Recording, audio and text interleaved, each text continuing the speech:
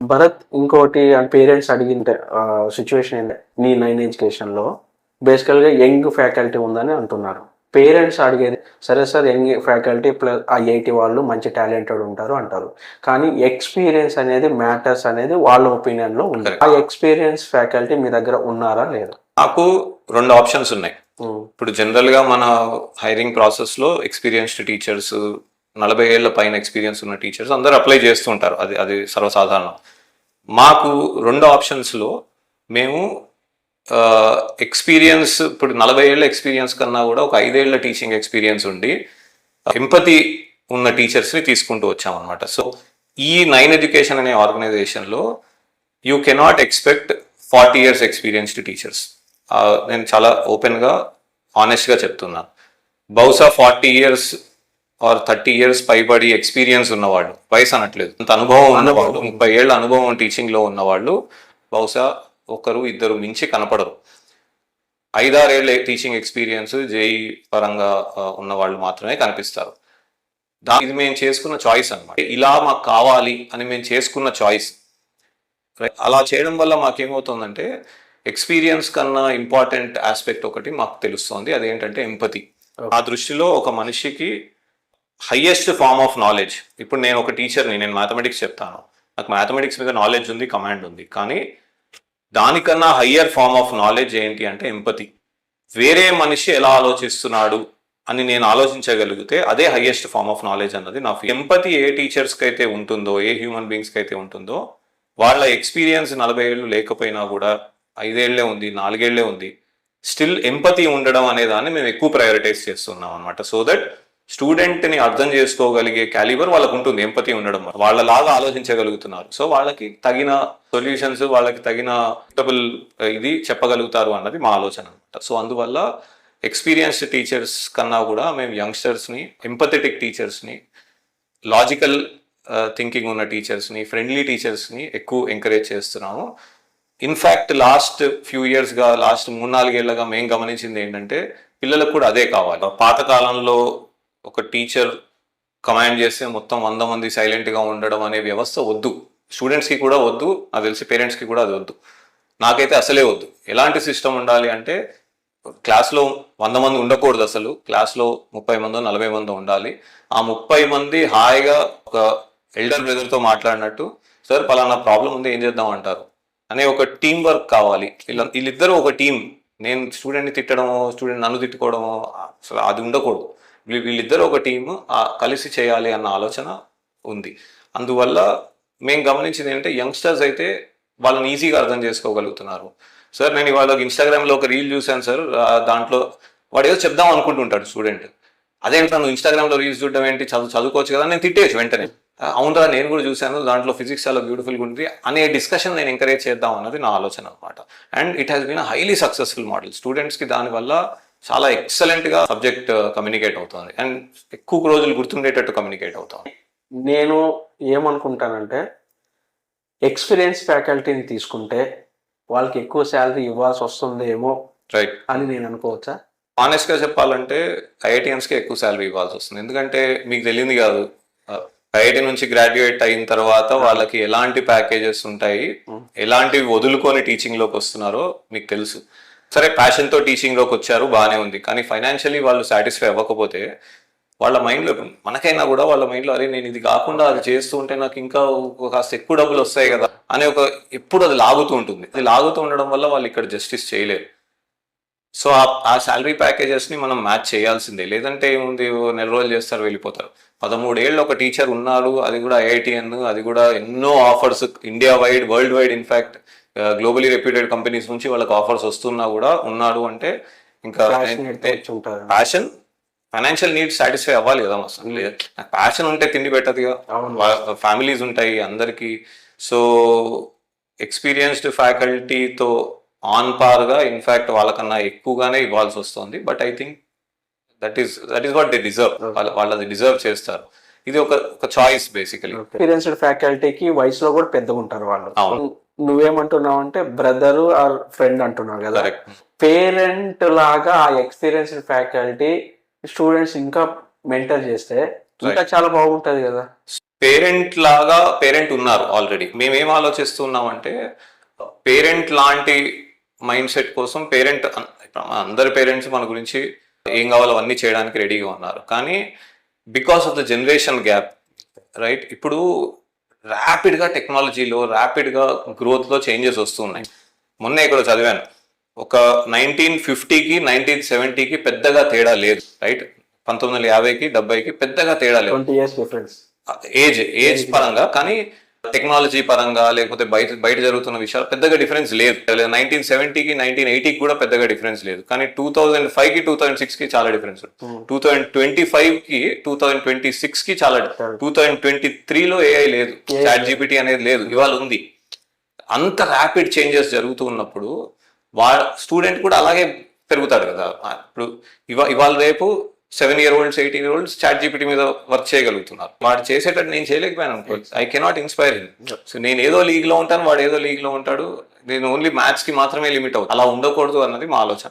Okay sir, పిల్లలు join అవుతారు, ఏదైతే కరికులం ఉందో లేకపోతే మీ ఏదైతే ఫీచర్స్ ఉన్నాయో అవి చూసుకొని జాయిన్ అవుతారు. ఒక అబ్బాయి అకాడమిక్స్ వీక్ ఉంటాడు, ఒక అబ్బాయి సిబిఎస్ఈ నుంచి వస్తాడు, ఒక అబ్బాయి స్టేట్ సిలబస్ నుంచి వస్తాడు, ఒక అబ్బాయి ఐసిఎస్ సిలబస్ నుంచి వస్తాడు. డిఫరెంట్ కేటగిరీ స్టూడెంట్స్ మీ దగ్గర రావడం జరుగుతుంది. నేను చదివిన కాలేజీలో కూడా సో ఈ బ్యాచ్ వాళ్ళు బాగా చదువుతారు, సో వీళ్ళు సపరేట్ బ్యాచ్ చేసి సో వాళ్ళకి ఎక్కువ మంచి ఫ్యాకల్టీని ఇచ్చుకుంటే, ఇంకొక ఎవరైతే కొద్దిగా వీక్ ఉంటారో వాళ్ళకి ట్యూటర్స్ లాగా లేకపోతే జూనియర్ లెక్చరర్ లాగా ఇచ్చి అట్లా 2 different డైరెక్షన్ తీసుకెళ్తారు. బిలో 100 ర్యాంక్ వచ్చింది అనుకోండి, సో ఈ అబ్బాయి బాగా చదువుతున్నాడు అని చెప్పి ఆ సెక్షన్ బ్యాచ్ లో పెట్టాడు. ఇంకొక నెక్స్ట్ ఈ అబ్బాయి మళ్ళీ మంచి పెర్ఫార్మెన్స్ చేస్తే మళ్ళీ ఆ బ్యాచ్ తీసుకెళ్ళి ఇట్లా బ్యాచ్ షఫలింగ్ అనేది కాలేజెస్ లో చూస్తున్నాం. మీ దగ్గర అటువంటి మెరిట్ బేస్డ్ సెగ్రిగేషన్ ఏమన్నా ఉందా లేదా? మన దేశ సంస్కృతిలోనే గురుకులం పద్ధతి అని, పాతకాలంలో రాజులు వాళ్ళందరూ చదువుకున్నది గురుకులం పద్ధతులు. అంటే నీకు రకరకాల స్కిల్స్ వచ్చి ఉండొచ్చు, కొన్ని స్కిల్స్ నీకు రాకపోవచ్చు, కొన్ని స్కిల్స్ నువ్వు స్ట్రాంగ్ అయి ఉండొచ్చు, కొన్ని గురించి అసలు నువ్వు విని ఉండకపోవచ్చు. అందరూ ఒకే గురువు దగ్గరికి వెళ్తారు. గురువు ఏం చేస్తాడంటే ఫస్ట్ వాళ్ళకి ఫేర్ టీచింగ్ చెప్తా, అంటే నీకు ఇది వచ్చి కాబట్టి నీకు ఇదే చెప్తాను, నువ్వు దీనికే పనికొస్తావు అనే ముద్ర గురువు వేయడు.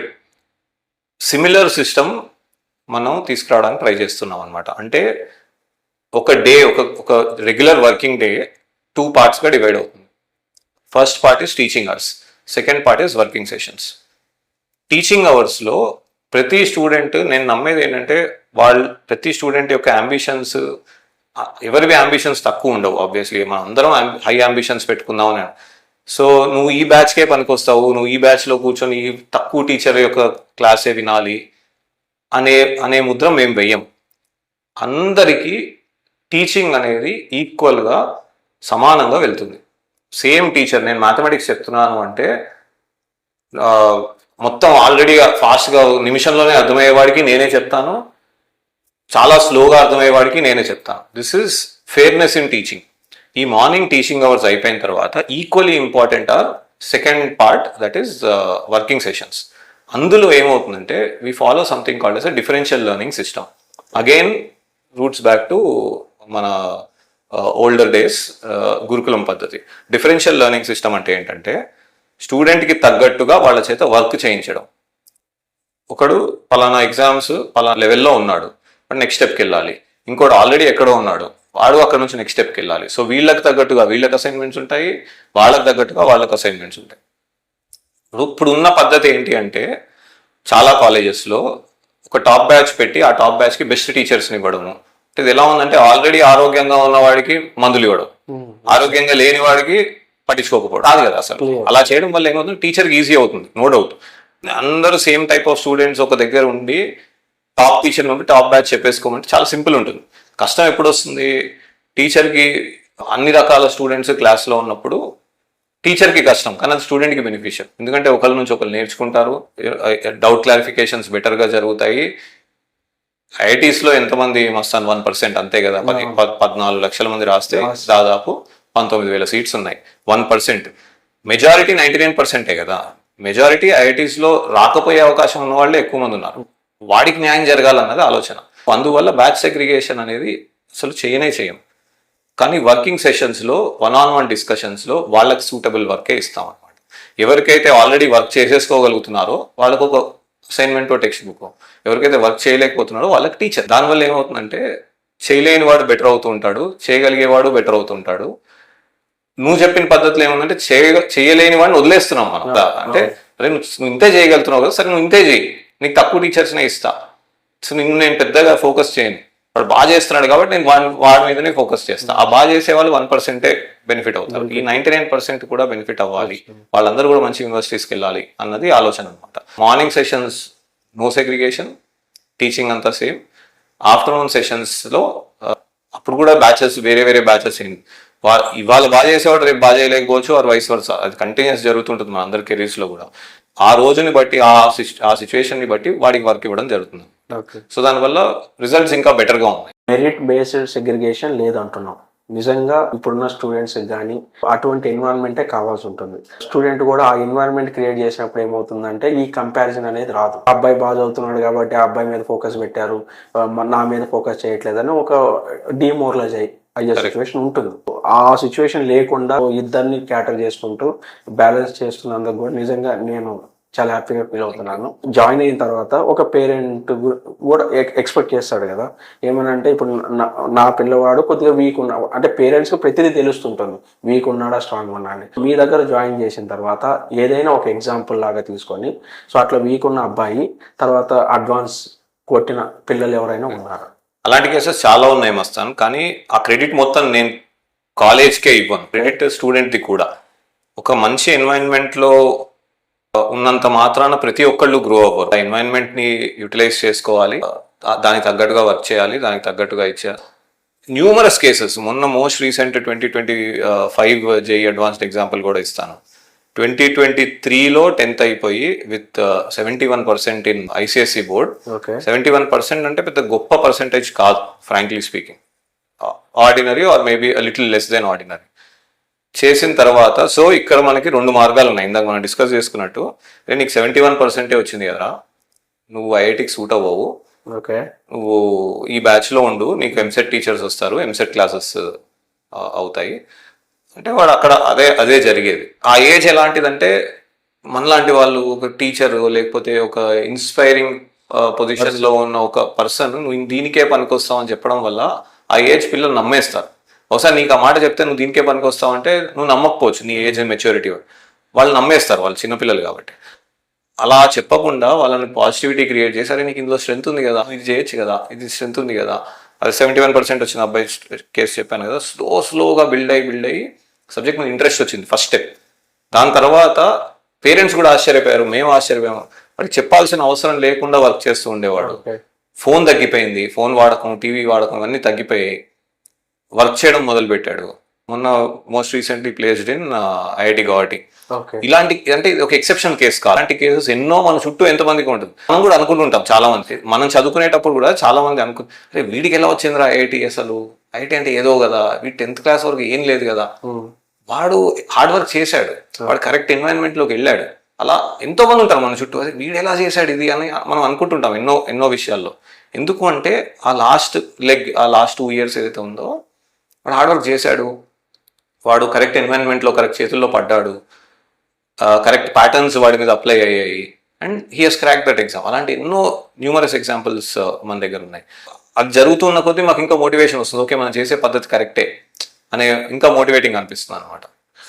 ఫైనల్గా ఒక డిస్కషన్, మీరు 9 education CEO and founder, so statistics అన్ని మీ దగ్గర ఉంటాయి కాబట్టి ఓవరాల్గా ఎవ్రీ ఇయర్ మనం యావరేజ్గా తీసుకుంటే మీ ఇంటేక్ ఎంత ఉంది, సక్సెస్ రేట్ ఎంత ఉంది? సో ఫస్ట్ సక్సెస్ అంటే ఏంటి అనేది మనం డిఫైన్ చేసుకుందాం. ఐఐటిలో జేఈ అడ్వాన్స్లో లేదా ఐఐటిలో సీట్ వస్తేనే సక్సెసా, లేకపోతే ఎన్ఐటీలోనే వస్తే సక్సెసా, లేకపోతే ఎంసెట్లో ఏదన్నా లోకల్ కాలేజీలో వస్తేనే సక్సెసా, లేదా అసలు ఇంజనీర్ అవుతేనే సక్సెసా, ఈ డెఫినేషన్ మనం క్లారిఫై చేసుకోవాలి. నా దృష్టిలో సక్సెస్ అంటే ఏంటి అంటే, ఇవాళ ఒక జర్నీ మనం స్టార్ట్ చేస్తే 2 years తర్వాత మన పొటెన్షియల్కి మించి ఒక అడుగు వేయగలిగితే I think that is success. Join అయినప్పుడు నేను పలానా మార్క్స్ తెచ్చుకుంటే చాలు, పలానా ఇది అయితే చాలు అని అనుకున్న ఒక స్టూడెంట్ని మనం దానికన్నా ఒక అడుగు ముందుకేయించి అది మాత్రమే కాకుండా ఇంకొక ఏదైనా ఒక ఎక్స్ట్రా స్కిల్, ఒక స్పోర్ట్ ఇంకోటో దాంట్లో కూడా ఇంట్రెస్ట్ క్రియేట్ చేయించగలిగితే that is success. But I understand అందరు పేరెంట్స్ కి కూడా ర్యాంక్స్ రిజల్ట్స్ మీద ఖచ్చితంగా ఇంట్రెస్ట్ ఉంటుందని ఐ అండర్స్టాండ్. మా జనరల్ ఇంటేక్ ఏంటి అంటే approximately 35 to 40 students per batch తీసుకుంటాము. అండ్ ప్రతి ఒక్క బ్రాంచ్ లో కేవలం 6 సెక్షన్లు మాత్రమే తీసుకుంటాం. ఎట్టి పరిస్థితుల్లో 7వ సెక్షన్ కి మేము వెళ్ళిన దాఖలా లేదు. 40 మంది లోపే ఉంటారు. So that's around 210 to 240 students is the full campus strength each year JEE రాసే వాళ్ళ స్ట్రెంత్.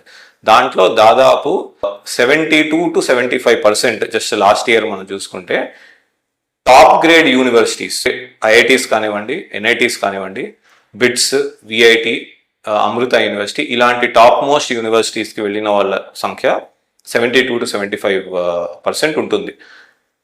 రిమైనింగ్ 25%లో అది వాళ్ళ ఇంట్రెస్ట్, వాళ్ళకి ఇష్టం లేక వెళ్ళకపోవడమో లేదంటే లోకల్గా ఉందాం అనుకోవడమో ఇలాంటి డిఫరెంట్ కారణాల వల్ల ఇంకో రిమైనింగ్ 25%లో మిగతా వాళ్ళందరూ ఉంటారన్నమాట. That is the general success rate.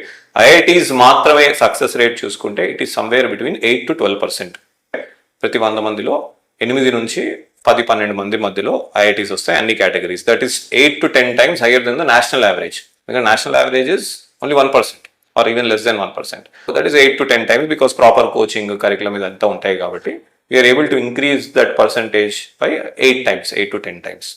Bharat, నువ్వు కానీ నేను కానీ మనం చదివిన ఇంటర్మీడియట్ కాలేజెస్లో కానీ ఎక్కడ కూడా ఎక్స్ట్రా కరిక్యులర్ యాక్టివిటీస్లో ఇన్వాల్వ్ అవ్వలేదు ఎక్కువగా. ఎందుకంటే అప్పట్లో మనకు అంత స్కోప్ ఉండేది కాదు. మనం అంత మంచిగా చదువుకొని ఐఐటికి క్రాక్ చేయడం జరిగింది.